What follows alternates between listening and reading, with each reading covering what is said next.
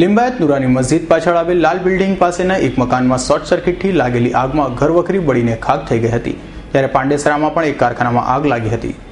Fire સૂત્રો પાસેથી મળતી માહિતી મુજબ લિંબાયત નુરાની મસ્જિદ પાછળ લાલ બિલ્ડિંગ પાસે રહેતા હલીમ શેખના ગ્રાઉન્ડ પ્લસ 2 માળના મકાનમાં બપોરના સમયે અચાનક શોર્ટ સર્કિટથી આગ લાગતા ઘરના તમામ સભ્યો બહાર નીકળી ગયા હતા અને બનાવ અંગે ફાયરને જાણ કરાતા તાત્કાલિક ફાયરની ટીમ સ્થળે પહોંચી હતી અને આગ પર પાણીનો મારો કરી ભારે જહેમત બાદ કાબુ મેળવ્યો હતો। જ્યારે આગમાં તમામ ઘરવખરીનો માલ બળીને ખાખ થઈ ગયો હોવાનું ફાયર સૂત્રોએ જણાવ્યું હતું, જો કે આગમાં કોઈ જાનહાનિ થઈ ન હતી। મારું નામ BK Solanki, fire officer, Dumbal fire station. 2:30 થી 2:45 અરસામાં ફાયર કંટ્રોલમાંથી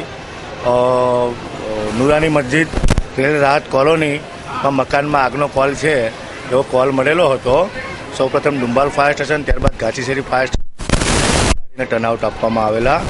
આયા પછી મકાન G+2 માળનું મકાન હતું, નીચે દુકાનો હતી અને મિડલના ભાગે કોઈ કારણસર આગ લાગેલી હતી।